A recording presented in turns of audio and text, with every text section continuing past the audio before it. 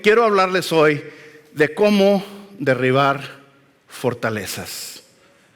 Quiero hablarles acerca de las fortalezas. Y creo que qué mejor film, qué mejor película que esta para enseñarles lo que es una fortaleza. Vamos a ponernos de pie, mis hermanos. Vamos a leer de un pasaje pequeño. Son tres versículos de la segunda carta a los Corintios. Segunda de Corintios, capítulo 10, versículo 3, 4 y 5. Segunda carta a los Corintios, verdaderamente es la tercera carta a los Corintios, la segunda no se preservó, pero la tenemos como segunda de Corintios. Si usted lee y le pone atención a lo que están diciendo, hubo otra carta, la cual no el Espíritu no la reveló, ¿verdad? Pero sí tenemos aquí esta carta a los Corintios y está Pablo escribiéndoles, les está diciendo, los está reprendiendo. Si usted lee las cartas de Pablo, es muy regañón. Y los está regañando, pero una de las cosas que está tocando en este tema es que en persona era bien calmadito, como que era muy introvertido. Y dice, ustedes dicen que en persona, pues no, o sea, no asusto a nadie, pero con las cartas como que sí los hago temblar. O sea, y dice, pero la cosa es que trato a las personas con amor, las trato con gentileza, pero también las voy a corregir por medio de mis cartas, ¿verdad? Lo que está diciendo aquí. Pero está hablando de ciertas características y está hablando de unas cosas que están sucediendo en la iglesia. Hay cosas que están pasando dentro de la iglesia que no deben de estar pasando y las está corrigiendo sistemáticamente. Y aquí está concluyendo lo que está comentando él. Y mire lo que dice, 2 de Corintios 10, 3 dice, pues aunque vivimos en el mundo, no libramos, otra forma de decirlo, no peleamos batallas como lo hace el mundo. Las armas con las que luchamos no son del mundo, sino que tienen el poder divino para derribar fortalezas. Destruimos argumentos y toda altivez que se levanta contra el conocimiento de Dios y llevamos cautivo todo pensamiento para que se someta a Cristo. Y esto es la palabra de Dios. Espíritu del Dios vivo, guíame esta mañana, que se haga tu voluntad aquí en tu casa, que se escuche y se manifieste el poder de tu Espíritu Santo, Señor Padre, y que los corazones sean cambiados, Señor. Que nos ayudes a estudiar, que nos ayudes a analizar si hay alguna fortaleza que tiene que ser derribada dentro de nosotros en nuestra vida, esa fortaleza que nos hace tropezar, esa fortaleza que no deja que tu reino avance en nuestra vida, en nuestro corazón, y así para poder ser cristianos que somos efectivos, Señor. En tu santo nombre lo pedimos. Amén y amén. Pueden tomar asiento, mis hermanos. Fortalezas. Siempre me gusta porque ahí es donde dice, bueno, ¿por qué nos puso ese video el pastor? Ya no me dejó picado, ahora quiero ir a ver todas las películas.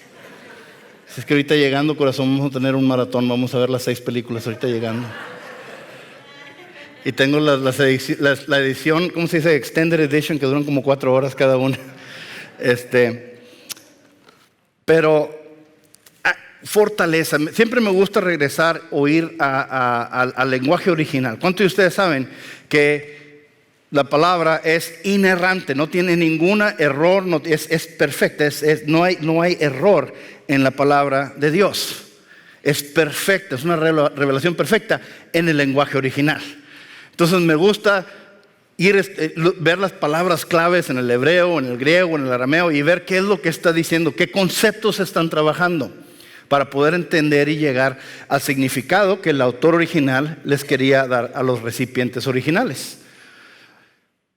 Y esta carta obviamente fue escrita hace 2000 años, en el primer siglo. Y estamos viendo el contexto de algo que en ese entonces las legiones romanas sabían exactamente, y la guerra era muy similar a lo que acaban de ver aquí. Y lo que está diciendo fortaleza era algo que lo podían ver en todos lados. En todas las ciudades eran amuralladas, había fortalezas en todos lados. Entonces todos sabían lo que estaba hablando. Entonces la palabra que se utiliza en el griego es oxuromatón. Me está leyendo ahorita, sí. Oxuromatón, sí. Oxuromatón dice un fuerte o una fortaleza militar, un fuerte con murallas gruesas y altas. Es lo que estaban viendo. Por eso cuando estaba leyendo eso dije, les voy a enseñar este video. Porque aquí vemos esas murallas, algo que es sumamente imponente y que está bien protegido y bien guardado. ¿Okay? Era una instalación militar. De hecho, ahorita en inglés todavía les dicen Fort Hood, Fort Sam, Fort, ¿verdad? Fuerte. Y le decimos en español, le decimos fuertes, ¿verdad? Que son esas instalaciones militares. Y vemos que esta es la razón por qué existen estos fuertes, los ponían en lugares muy estratégicos para proteger los intereses detrás de la muralla, o proteger una región, o proteger un área. Por ejemplo, ¿cuántos de ustedes han ido al puerto de Veracruz? ¿Sí? Okay. ¿Cuántos han visto ahí que está el San Juan de Ulúa, verdad? Que era una prisión, pero también es un fuerte. Y si usted ve cómo está diseñado, era para poder utilizar los cañones por si es que llegaba una fuerza de invasión al puerto de Veracruz para poder defenderla. Entonces, esos fuertes, si usted va a Puerto Rico, ahí también está el Morro, el Castillo del Morro, ¿verdad? Entonces, ahí es donde vemos también esas instalaciones militares, una fortificación que estaba para cuidar la bahía. Entonces, vemos cómo estos lugares eran muy estratégicos. Muy estratégicos, porque si llegaba a entrar un enemigo y no funcionaba ese fuerte, entonces el enemigo entraba y podía tomar posesión de la tierra, de la ciudad, de las personas, y verdaderamente poder vencer al ejército. De hecho, en 1930, creo que fue en el principio de los 40, vemos que los franceses después de la Primera Guerra Mundial, habían invertido muchísimo dinero y esfuerzo en construir lo que le llamaban la línea de Maginot, the Maginot Line. Entonces, es una fortificación que estaba subterránea y tenían cañones y tenían todo listo por si es que regresaban los alemanes. Los alemanes sabían exactamente qué estaba ahí, así es que no se fueron directamente, se fueron por atrás y no les sirvió de nada. Entraron por un bosque que supuestamente no podían pasar por ahí y sorprendieron completamente a los franceses, y Francia cayó en casi 3 semanas porque no se pudo defender. ¿Okay? Y vemos las fotos de Hitler tomándose las fotos en frente de la Torre Eiffel unas cuantas semanas después de que atraviesan esto. Por eso es muy importante esta línea de protección. Inclusive vemos en la Biblia, como les digo, era algo que todos conocían. Por eso Pablo, como Jesús, utilizaba cosas que era conocimiento general para poder demostrar algo físico, pero poder también demostrar un principio espiritual, ¿verdad? Empieza a hablar, vemos en la historia del Antiguo Testamento, la ciudad de Jerusalén. ¿Ok? La ciudad de Jerusalén, o Salam, que era la capital de los jebuseos.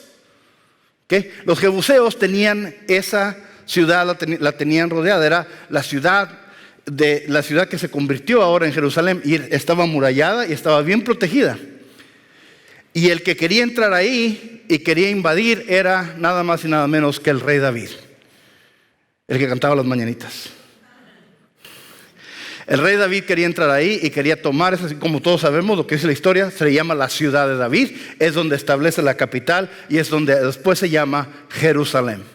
Miren lo que vemos aquí, en 2 de Samuel 5:8 vemos lo que nos dice la historia muy brevemente. Dice, el rey y sus soldados marcharon sobre Jerusalén para atacar a los jebuseos que vivían ahí. Los jebuseos, pensando que David no podía entrar en la ciudad, le dijeron a David, aquí no entrarás para ponerte en retirada.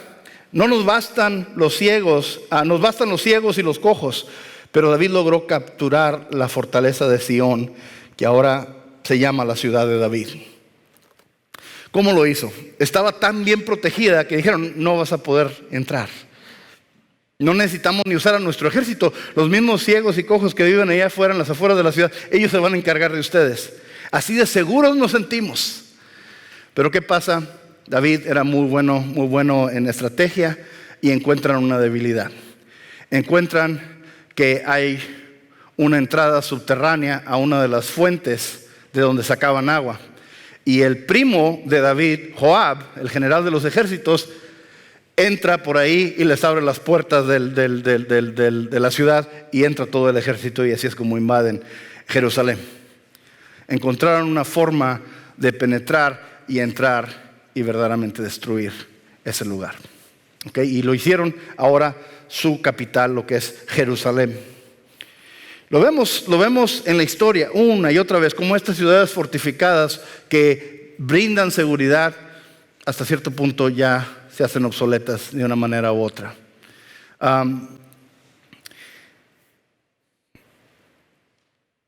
Y vemos, como les dije, estas cosas físicas, estas barreras físicas, estas ciudades fortificadas son estratégicas para proteger ya sea un camino importante, un río, el acceso a un país, lo que sea, son muy estratégicas, muy importantes. Pero no estoy aquí para hablarles nada más de fortificaciones y la historia de esto y la historia medieval y el castillo este y el castillo el otro. Quiero hablarles de principios espirituales, ¿verdad? Porque cuando Pablo está hablando de fortalezas, no se está hablando de un fuerte, está hablando de algo espiritual. Entonces el nivel espiritual de lo que está hablando Pablo es que hay fortalezas espirituales. ¿Dónde están esas? En nuestro corazón. En nuestro corazón. Porque esas fortalezas espirituales existen y a veces hacen daño. Si dejamos que el enemigo entre un poquito, agarre un poquito de tierra, va a ser una fortaleza y va a controlar toda esa área. Y después avanza más y hace otra fortaleza y ahora controla más área y se va más profundo y pone otra fortaleza. ¿Ven cómo funciona? Es lo que hacía el enemigo, lo hace militarmente, aún Estados Unidos lo sigue haciendo, le llaman FOBs o FOBs, Forward Operating Base, eso es lo que le llaman. Es donde en Afganistán todavía tenemos ese sistema, en Irak tenemos ese sistema. ¿Y qué pasa? Cada vez avanzan en una fortaleza, avanzan, entonces van controlando todo. Espiritualmente, si le damos cabida al enemigo, va a ser una fortaleza, y luego entra un poquito más y hace otra fortaleza, entra un poquito más y otra fortaleza, y entra un poquito más y luego me voy a caer, pero ¿ven? Entonces, fortaleza, fortaleza, fortaleza. Le damos al enemigo lugar, inmediatamente va a empezar a construir su fortaleza. Y una fortaleza funciona mucho como una embajada, ¿verdad? Una embajada es una fortaleza. Si usted ha visto la embajada de Estados Unidos en Nuevo Laredo, ¿cómo está? Está bien cuidada, ¿verdad? Está bien protegida. Pero ¿cuál es la función de una embajada? Una embajada, por cierto, la embajada en el país donde está, la embajada es tierra soberana que le pertenece al país que representa. ¿Sí? Por ejemplo, la embajada que está de Estados Unidos en Nuevo Laredo, el terreno donde está plantado, ese es terreno soberano de Estados Unidos, dentro del país en México. Así como la embajada de México aquí en Estados Unidos es terreno mexicano soberano, dentro del país. ¿Sí? Y lo que hace la embajada, toma información, muchas veces la tuerce un poquito y la suelta. ¿Para qué? Para defender los intereses del país que está representando. ¿Sí me entienden? Cuando el enemigo hace una fortaleza en nuestro corazón, ¿a quién está representando esa embajada? Al enemigo, al reino del enemigo. Y está avanzando los intereses del reino ¿de quién? Del enemigo. Y ahí vemos cómo empieza a haber todo un desbarajuste. Empezamos a ver cosas, empezamos a presenciar cosas, empezamos a ver que empieza a cambiar nuestra actitud, empezamos a ver cómo empezamos una vez y otra, empezamos a comprometer nuestra fe porque ya le dimos cabida al pecado y ya hizo esa fortaleza. Y es muy difícil. ¿Cuántos han batallado con pecado una y otra y otra y otra y otra vez? ¿O soy el único? ¿Por qué? Porque hay una fortaleza. Eso nos indica que hay una fortaleza. Si tenemos esa tendencia, esa tendencia de pecar o ese pecado en particular por el cual nos tropezamos, eso nos indica que hay ¿qué? Una fortaleza. Miren lo que dice Jesús. Aquí está hablando con los fariseos y miren lo que le está diciendo. Me encanta este pasaje porque vemos ahí el corazón de los fariseos y vemos ahí, quiero que pongan atención a las fortalezas a ver si las escucha usted. Juan 8:31. Jesús se dirigió entonces a los judíos que habían creído en él y les dijo: si se mantienen fieles a mis enseñanzas, serán realmente mis discípulos y conocerán la verdad, y la verdad los hará ¿qué? Libres. ¿La verdad los hará qué? Libres. ¿Cuántos saben que una fortaleza puede servir para protegerte, pero también te quedas encerrado? Puede servir para protegerte, pero también se puede convertir en una prisión. Dice: si mantienen fieles a mis enseñanzas, serán realmente mis discípulos, y entonces conocerán la verdad, y la verdad los hará libres. Nosotros somos descendientes de Abraham, le contestaron, y nunca hemos sido esclavos de nadie. ¿Cómo puedes decir que seremos liberados? Ciertamente les aseguro que todo el que peca es ¿qué? ¿Esclavo de qué? Del pecado. Respondió Jesús. Ciertamente, déjame leérselo de nuevo, por si no les cayó el 20 la primera vez. Ciertamente les aseguro que todo el que peca es esclavo del pecado. Respondió Jesús. Ahora bien, el esclavo no se queda para siempre en la familia, pero el hijo sí se queda en ella para siempre. Así que si el hijo los libera, serán ustedes verdaderamente libres. Yo sé que ustedes son descendientes de Abraham. Sin embargo, procuran matarme porque no está en sus planes aceptar mi palabra. Yo hablo de lo que he visto en presencia del Padre, y también ustedes hagan lo del Padre, y así también ustedes hagan lo que del Padre han escuchado. Nuestro padre es Abraham. ¿Qué está pasando? ¿Ven cómo están interactuando con Jesús? ¿Qué está pasando con lo que está diciéndoles Jesús? Le está hablando de cosas espirituales y ellos no lo están recibiendo, no lo están procesando, no lo están escuchando. Hay una barrera. ¿Cómo le llamamos a esas barreras? Una fortaleza. Si fueran hijos de Abraham, harían lo mismo que él hizo. Ustedes, en cambio, quieren matarme, y a mí que les he expuesto la verdad que he recibido de parte de Dios. Abraham jamás haría tal cosa. Las obras de ustedes son como las de su padre. Nosotros no somos hijos nacidos de prostitución, le reclamaron. Un solo padre tenemos, y es Dios mismo. ¿Ve lo que están diciendo los judíos? No tenemos que escucharte a ti, Jesús. No somos hijos como cualquier persona, nosotros somos hijos de Dios. Pero si fueran hijos de Dios, estuvieran actuando como hijos de Dios, ¿verdad? Y estaban nada más tomando el título, pero no estaban viviéndolo. Soy hijo de Dios de los dientes para afuera. Miren, si Dios fuera su padre, les contestó Jesús, ustedes me amarían porque yo he venido de Dios y aquí me tienen. No he venido por mi propia cuenta, sino que Él me envió. ¿Por qué no entienden mi modo de hablar? ¿Por qué no pueden aceptar mi palabra? Dice, ¿por qué no pueden aceptar mi palabra? Ustedes son de su padre, el diablo.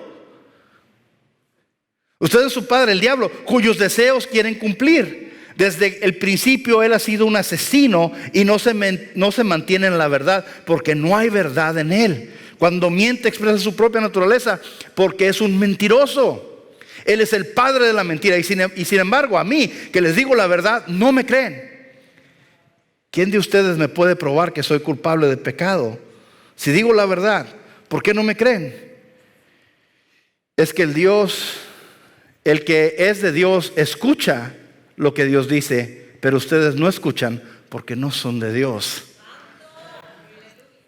¿Ven lo que está haciendo Jesús aquí con los judíos? Con los religiosos de su tiempo. ¿Verdad? ¿Ven el contexto de lo que está diciendo? Ustedes, según ustedes, dicen que son hijos de Dios, pero su actitud es muy diferente. Dice que son hijos de Dios, pero están hablando de su padre Satanás, del diablo. Porque quieren hacer lo que él hace, quieren destruirme a mí y no escuchan la verdad. ¿Cuántos saben que la verdad no peca, pero van a estar buenas las pedradas hoy? Mis hermanos, esas fortalezas. ¿Ve qué tan ciegos estaban? ¿Ve qué tan tercos era? Parece que estaban metidos dentro de una trinchera y estaban a piedra y lodo, como quien dice, y no salían de ahí. ¿Por qué? Porque era lo que ellos se habían estado en una fortaleza. Las palabras de Dios, la verdad tan profunda que estaba diciendo el mismo Hijo de Dios, el que había procedido del Padre, les estaba hablando y nada más rebotaba lo que estaba diciendo. ¿Por qué? Porque estaban bien entrincherados, estaban dentro de una fortificación espiritual.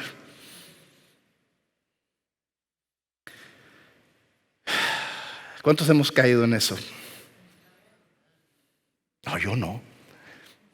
Denial is a river in Egypt. Miren, hay fortalezas malas. Las fortalezas malas son del enemigo y son cosas que ha tenido en nuestra vida y ha puesto ese lugar para representar y fortalecer la posición que quiere el enemigo en nuestras vidas, y nosotros le hemos abierto las puertas por nuestras propias tendencias de nuestra carne. ¿Cuántos de ustedes saben que si vamos a servir a Dios no podemos tener embajada de los dos? O servimos a Dios o servimos al enemigo. ¿Ok? No es Danesa 33 con 33 sabores diferentes. ¿Cómo se acuerdan de Danesa 33? ¿Verdad?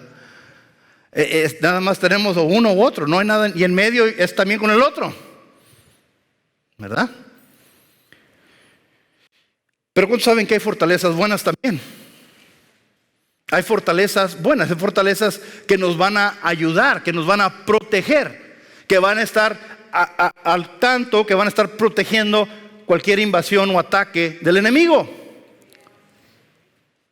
Quiero hablarles de esas fortalezas buenas. Y vemos los salmos, me encanta porque los salmos vemos muchas veces lo que está hablando David, y está hablando de esas fortalezas. Miren lo que dice en el Salmo 18: cuánto te amo, Señor, fuerza mía. El Señor es mi roca, mi amparo, mi libertador. Es mi Dios, el peñasco que me da, ¿qué? Refugio. ¿De qué está describiendo? Una fortaleza. Es mi escudo, el poder que me salva, mi más alto escondite. Invoco al Señor, que es digno de alabanza, y quedo a salvo de mis enemigos. ¿Qué está describiendo aquí de una manera tan elocuente y tan bonita David? Una fortaleza. ¿Pero quién es esa fortaleza? El Señor. El Señor. Salmo 9, versículo 9 dice: el Señor es mi refugio, es el refugio de los oprimidos, es un baluarte, en otras palabras, una fortaleza en momentos de angustia.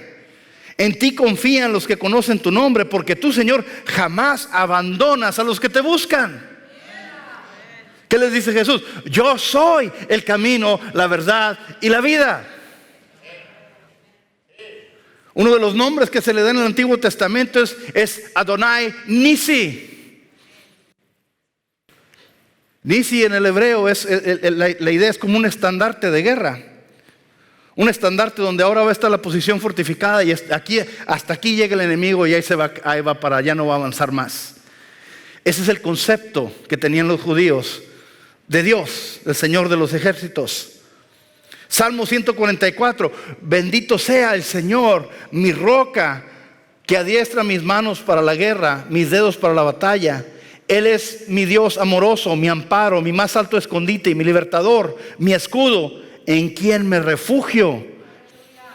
Él es quien pone los pueblos a mis pies. Ven cómo y son nada más 3 ejemplos de muchísimos ejemplos. Si usted va a leer los salmos, va a ver, y el Antiguo Testamento va a ver las referencias a Dios, que Él es una fortaleza. El caminar con Él es estar dentro de la protección de Dios. ¿Cuántos de ustedes saben que que nosotros tenemos siempre la opción, tenemos siempre la habilidad de decidir si vamos a seguir a Dios o no lo vamos a seguir? Porque cuando estaban en el desierto, cuando estuvieron 40 años en el desierto, se veía la gloria de Dios, bajaba ya sea la Shekinah, que era el pilar de fuego en la noche, o el pilar de nube en el día, Y cuando la gloria de Dios empezaba a mover, ¿qué es lo que tenía que hacer el pueblo? Jesús no consultaba con Moisés. Le dije, ok, ahora nos vamos a ir como para el noreste, como unas 40 millas para allá. No le decía nada, nada más empezaba a mover. ¿Qué tenía que hacer el pueblo? Empezar a levantar todo y a seguir a Dios. Pero ¿cuántas veces vemos que Dios se mueve y nosotros, no, yo voy para acá? No le queremos hacer caso. Queremos nosotros agarrar nuestro propio camino, queremos agarrar monte y queremos que nos siga bendiciendo. ¿Cómo podemos estar? Si vemos que la fortificación se está moviendo y nosotros me voy a quedar acá, yo me voy a quedar acá porque pues como quiera soy hijo de Dios, voy a hacer lo que yo quiera. Dios me va a proteger, pero la protección está acá. La protección va para allá y nosotros vamos para acá. ¿Sí me entienden? Si nosotros, ¿qué es lo que dice? Si obedecen, si ustedes me obedecen, si ustedes cumplen mi palabra, serán verdaderamente mis discípulos y el Hijo los libertará y serán verdaderamente libres. Pero dice, pero si, o sea, la clave aquí es, dice, sí, es algo que es condicional. Porque podemos nosotros no hacer eso, entonces todo lo demás ya no se aplica. Pero muchas veces nos gana nuestra carne. ¿Cuántos saben que cuando regresemos, ¿cuántos están esperando la llegada del Señor? ¿Cuántos saben que esta tierra se va a acabar y viene una nueva Jerusalén, viene un nuevo mundo, viene un nuevo lugar? Amén. Mucha gente se va a ofender porque la ciudad está amurallada, por cierto. Está amurallada, hay una muralla. No todos van a entrar. Hoy queremos entender que todos nos vamos a ir al cielo, ¿verdad? Todos nos vamos a ir al cielo. La palabra es muy clara. Nadie llega al Padre si no es por medio de mí, ¿verdad? Y podemos haber conocido al Señor y decidir desobedecerlo. Y ahí estamos en problemas. El que me ama, obedece mis mandamientos. Mire cómo describe Jesús cuando se revela con Juan. Miren cómo describe el cielo él. Apocalipsis capítulo 22, versículo 12. Miren que vengo pronto, traigo conmigo mi recompensa y le pagaré a cada uno según lo que haya hecho. Yo soy el alfa y el omega, el primero y el último, el principio y el fin. Dichosos los que lavan sus ropas para tener derecho al árbol de la vida y para poder entrar por las puertas de la ciudad. ¿Para poder qué? Entrar. ¿Por dónde? Por las puertas. ¿Qué nos indica eso? Que hay murallas y que hay puertas y que no todos pueden entrar. Hermanos, ¿cuántos saben que el infierno es lo que quisiéramos cuando están en el infierno, ¿verdad? El infierno todavía existe. A los pastores les da miedo hablar de eso porque se les va la gente, pero ¿cuántos saben? No quiero que ninguno de ustedes se me vaya para allá, aunque estemos en Laredo. El infierno todavía existe. Dice, pero afuera se quedarán los perros, los que practican las artes mágicas, los que cometen inmoralidades sexuales, los asesinos, los idólatras y todos los que aman y practican la mentira. Ay, ese pedacito no me gustó. Inclusive vamos a ir a una fortaleza. Nuestra casa celestial, el cielo, es una fortaleza. No todos entran. Y acuérdense, no entramos porque nosotros los cristianos somos mejores que todos los demás. O sea, nosotros somos bien picudos. O sea, no. Entramos por la misericordia de Dios que tuvo sobre nosotros y sobre todo el mundo. Solamente tienen que aceptar el sacrificio que hizo por nosotros. No porque seamos más especiales, no porque seamos mejores o porque nos merecemos. No, de ninguna manera. Es una oferta que Dios le hizo a todo el mundo. Pero es como todo. No podemos recibir la bendición de Dios si nosotros no nos sometemos a Él. Malas fortalezas, buenas fortalezas. Sabemos que... Entonces mi pregunta es, ¿en cuál fortaleza quisiera estar usted? ¿En cuál fortaleza quisiera estar usted? Y si vemos que usted tiene embajadas que no deben de estar ahí, hay fortalezas en su corazón que no deben de estar ahí, ¿Qué debemos de hacer entonces? ¿Cómo vamos a derribar esas fortalezas malas? ¿Cómo derribarlas? ¿Cómo deshacernos de ellas? ¿Cómo hacer guerra, verdad? Como estábamos viendo ahí que estaban aventando piedras, ¿verdad? Después inventaron los cañones y para eso, de hecho, para eso inventaron los cañones, para poder romper esos muros y poder penetrar e invadir la ciudad. ¿Cómo derribar esas fortalezas? Y aquí nos dice Pablo en estos pasajes, que estos tres versículos que le leí, nos dice cómo hacerlo. Dice, pues aunque vivimos en el mundo, no peleamos o libramos batallas como lo hace el mundo. No se trata de cañonear ese muro que tenemos enfrente. No se trata de... ¿Cuántos de ustedes se acuerdan de la historia del Pípila en Guanajuato? Pues yo me acuerdo que fui a la escuela, pero no me acordaba. Me acuerdo que decían que el Pípila... ¿Se acuerdan del Pípila? Aunque hay muchos historiadores que están diciendo que a lo mejor no era cierto, que sí, que esto. Pero bueno, esta es la historia. Estaban en Guanajuato y estaba la alhóndiga de Granaderos. Muchos decían la albóndiga de Granaderos. La alhóndiga de Granaderos era una fortificación y era donde estaba la guerra de insurgencia contra los españoles, ¿verdad? Entonces Miguel Hidalgo y Costilla estaban queriendo entrar y penetrar esa fortaleza. Y salió un minero, que le decían el Pípila, que se puso una laja en la espalda y pudo llegar hasta la puerta de la fortaleza esa y le estaban disparando de arriba y pues obviamente traía esa laja, no le podían hacer nada. Y fue y prendió fuego a la puerta y así fue como pudieron penetrar y ganaron la batalla. ¿Okay? Esa es la historia de México, si no se acuerda usted. Yo crecí ahí en México, así es que sí me acuerdo del Pípila. ¿Cómo destruir, cómo derribar esto? Aquí es lo que nos dice Pablo.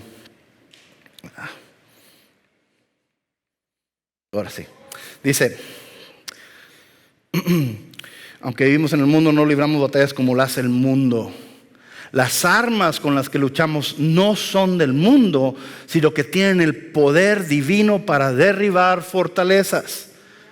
¿Ven? Tienen el poder divino. Las armas que usted y yo utilizamos tienen el poder divino para derribar fortalezas. No está hablando de fortalezas físicas, está hablando de fortalezas espirituales.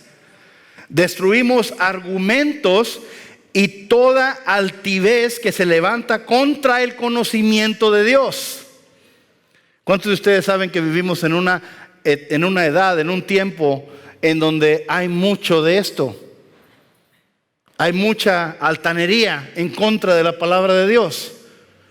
Hay muchas mentiras, hay muchas ideas. Estamos en una situación, en una cultura proletaria donde hay muchas ideas, donde hay un mercado de ideas grandísimo y cada vez pierde más favor y más fuerza el punto de vista cristiano. No porque las palabras no tengan fuerza, porque los cristianos no saben cómo defenderse. Porque los cristianos no saben cómo hacer guerra. Para empezar, ni se sabe en la Biblia. Pero yo sé que en esta iglesia no pasa eso. Pero muchos cristianos nunca han leído la Biblia. No voy a pedirle que levante la mano si no ha leído la Biblia de pasta a pasta, pero voy a dejar que el Señor los bendiga y les recuerda lo que tenemos que hacer. ¿Verdad?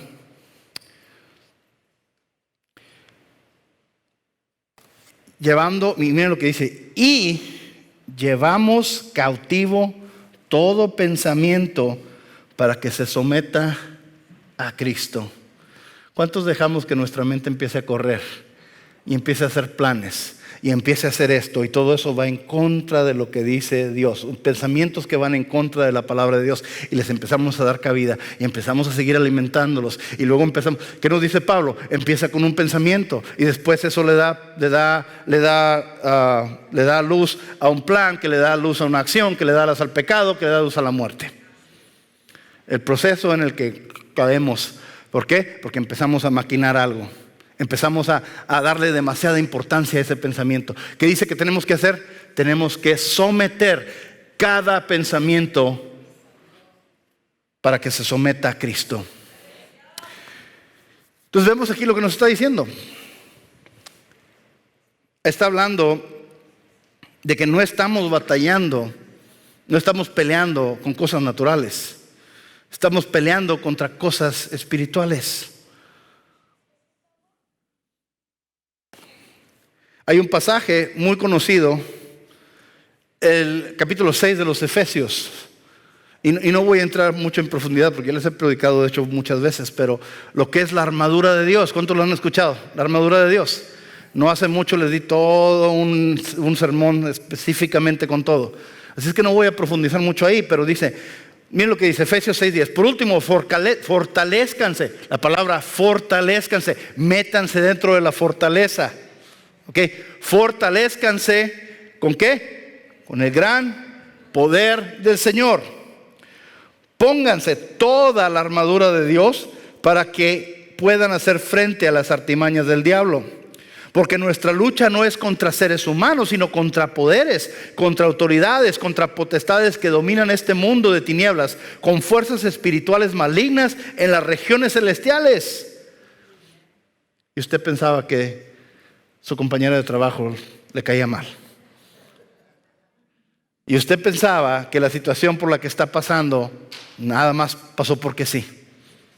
¿Cuántos saben que el enemigo está planeando cómo atacarnos, cómo hacernos caer?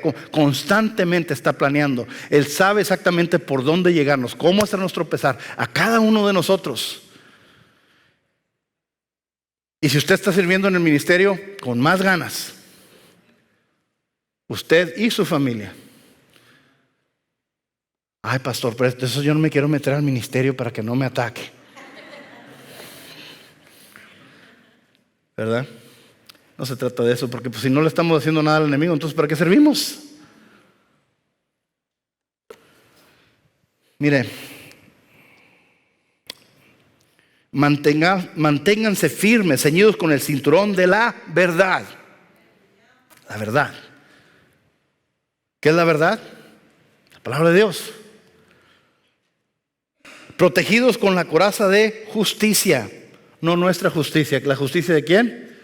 De Jesús, de lo que hizo en la cruz.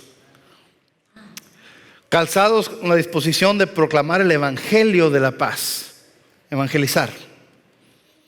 Además de todo esto, tomen el escudo de la fe, con la cual pueden apagar todas las flechas encendidas del maligno. ¿Cuántos han visto el ataque del enemigo? Que la cosa se ve fea, se ve horrible. No hay vuelta de hoja. Ahí viene el ataque, ahí viene el ataque, ahí viene el ataque. Y no podemos hacer nada. Nos sentimos impotentes. Nos dan una mala noticia. El doctor nos da una mala noticia. El trabajo nos da una mala noticia. El banco nos da una mala noticia. Todo se empieza a caer. Todo se viene abajo. Viene el problema, viene el problema, viene el problema. Y de alguna manera u otra se detiene el ataque. El escudo de la fe. El escudo de la fe. Pastor, yo no tengo fe. Si usted tiene un poquito de fe, podemos empezar por ahí. Si usted le confía un poquito a Dios, Dios le responde, su fe crece. Le confía eso y crece, le confía eso y crece. Y así es. Es que así es como aprendemos a caminar con el Señor. ¿Cuántos han visto tragedia tras tragedia, tras tragedia, tras tragedia? Y una y otra y otra y otra vez el Señor provee. Amén. Así es como crece el cristiano.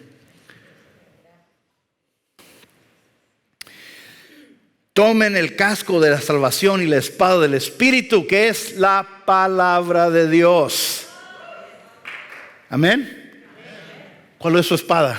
La palabra de Dios. La espada, por cierto, es la única arma. Todo lo demás era defensivo. Esta era para atacar. La palabra de Dios. ¿Qué es lo que menos conoce el pueblo de Dios actualmente, desgraciadamente? La palabra de Dios. Miren mi espada. Es nueva, grandota, bonita, con letras acá picudas. Y tiene todo esto de lo mejor. Y bueno, ahí está la espada. Sácala. No la sé usar. ¿Verdad? ¿De qué nos sirve? Tenemos que conocer la palabra de Dios, saber aplicar la palabra de Dios. ¿Qué le dice aquí Dios a Josué? No dejes que este libro de la ley sea parte de tus labios. Medita en él, ¿qué? De día y de noche. ¿Por qué? Porque tienes que practicar para poder aplicar la palabra. Una cosa es conocer la palabra de Dios, otra cosa es aplicarla y vivirla. Le dice, no dejes, medita en él. ¿Para qué? Para que hagas todo lo que en él está escrito. Y así serás exitoso y prosperarás, ¿verdad? Entonces ahí vemos, tenemos que tener esa fe, tenemos que tener esa justicia, tenemos que tener todas estas cosas que Dios nos dio, nos proveyó ya las tenemos, ¿verdad?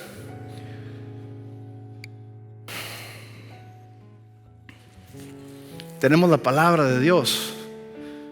¿Qué es lo que nos dice Pablo aquí? Nos dice: destruimos argumentos y toda altivez que se levanta contra el conocimiento de Dios. Hay tantas ideas, hay tantas formas de pensar. Hay tantas cosas que dicen que Dios no existe, que Dios es esto, que Dios no es lo otro, que tú eres Dios, que tú... Hay tantas ideas ahora. Que muchos dicen: yo no creo en la religión organizada. A lo mejor creen en la religión desorganizada, pero sí, no creo en la religión organizada. O es que yo no soy religioso, soy espiritual. ¿Qué significa eso? ¿En qué tienes fe? No, es que yo me aparté de la fe porque ya no... Bueno, si ya no crees en el Creador, si ya no crees en el Señor y Dador, ¿en qué crees ahora? ¿Qué argumento lógico tienes para creer? Hay un libro muy bueno que se llama No tengo suficiente fe para ser ateo. Creo que fue el presidente Ronald Reagan, dijo: prepárale, invita a un amigo ateo a comer, prepárale una cena sabrosa, rica, preséntasela y cuando termine de comer dile que no hubo chef. Que se creó con el tiempo, sola, por millones de años empezó a hacerse sola esto, ¿verdad? ¿En qué creemos? Hay tantas ideas. Y mira lo que le dice Pablo a Timoteo, 2 de Timoteo 3:13. Mientras estos malvados embabucadores se irán de mal en peor, engañando y siendo engañados, pero tú permanece firme en lo que has aprendido y de lo cual estás convencido, pues sabes de quién lo aprendiste. Desde tu niñez conoces las sagradas escrituras que pueden darte la sabiduría necesaria para la salvación mediante de la fe en Cristo Jesús. Toda escritura es inspirada por Dios y útil para enseñar, para reprender, para corregir y para instruir en la justicia, al fin de que el siervo de Dios esté enteramente capacitado en toda buena obra. ¿Qué es lo que nos capacita para hacer todas las obras necesarias de Dios? Conocer las sagradas escrituras. ¿Para qué? Para corregir, para redarguir, para animar. Claro que todo esto en el contexto de relación y de amor. No vamos a ir, le vamos a dar en la cabeza a alguien con la Biblia y decirle: te vas a ir al infierno. No. ¿Qué es lo que hace Jesús? Relación, amor. Y por ahí es donde entra, por esa relación, la palabra de Dios, conocer las sagradas escrituras. Y finalmente, vamos a ponernos de pie, mis hermanos, para concluir el día de hoy.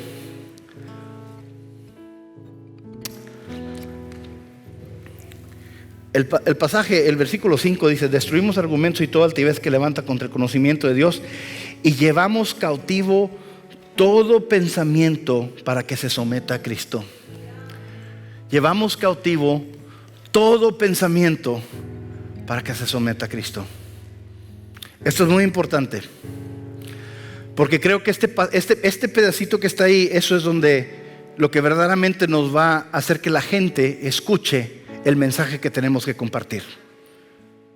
Porque ¿de qué nos sirve conocer la Biblia, conocer la palabra de Dios, tener la palabra de Dios bien trabajada, bien manejada, ya la conocemos bien, pero no tenemos influencia, o estamos diciendo esto pero estamos viviendo de otra manera? ¿De qué acusan mucho a los cristianos de la iglesia? ¿Que somos unos qué? ¿Por qué será? Podemos inmediatamente: ya sabemos que no somos hipócritas. Pero ¿cuántos de ustedes saben? Es bueno siempre escuchar. Dicen que cuando el río suena, es que agua trae.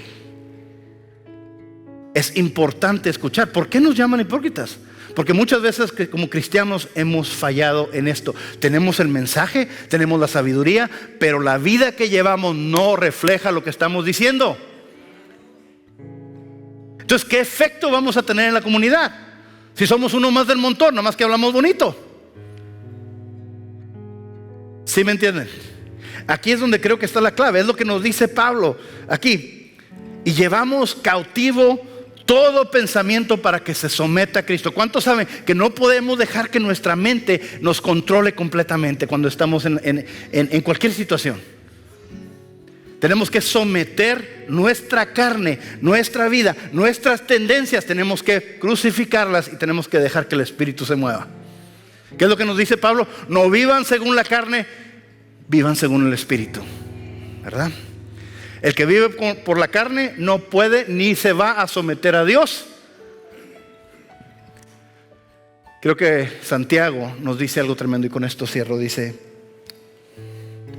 hermanos míos, ¿de qué le sirve a uno alegar que tiene fe si no tiene obras? ¿Acaso podría salvarlo esa fe? En otras palabras, yo tengo mucha fe, yo sirvo a Cristo, yo amo a Dios, pero sus obras no lo demuestran. Es nada más un concepto, es nada más una idea. O sea, no somos cristianos incógnito o undercover, ¿verdad? No estamos trabajando así. Tenemos que ser públicos. ¿Qué es lo que dice Jesús? Son la sal del mundo, son la luz. La luz no se pone debajo de un cajón, se pone encima para que ilumine todos, para que todos vean y puedan glorificar a Dios. Dice: supongamos que un hermano o una hermana no tiene con qué vestirse y carece de alimento diario, y uno de ustedes le dice que te vaya bien, abrígate y coma hasta saciarse, pero no le da lo necesario para el cuerpo. ¿De qué servirá eso? Así también la fe por sí sola, si no tiene obras, está muerta. Sin embargo, alguien dirá: tú tienes fe y yo tengo obras. Pues bien, muéstrame tu fe sin las obras y yo te mostraré la fe por mis obras. ¿Tú crees que hay un solo Dios? Magnífico. También los demonios creen y tiemblan. Lo último que está diciendo aquí Pablo es muy bonito. ¿Cuántos de ustedes saben que los demonios creen en Cristo? Los demonios vienen a la iglesia también a veces. Oh, pastor, sí.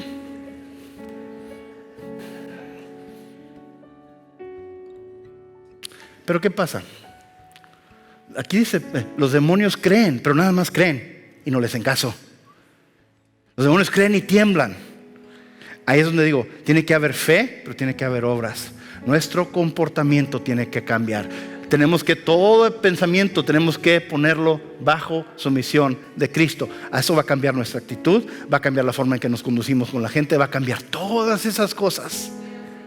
¿Y cuántas veces nos quedamos cortos ahí, mis hermanos?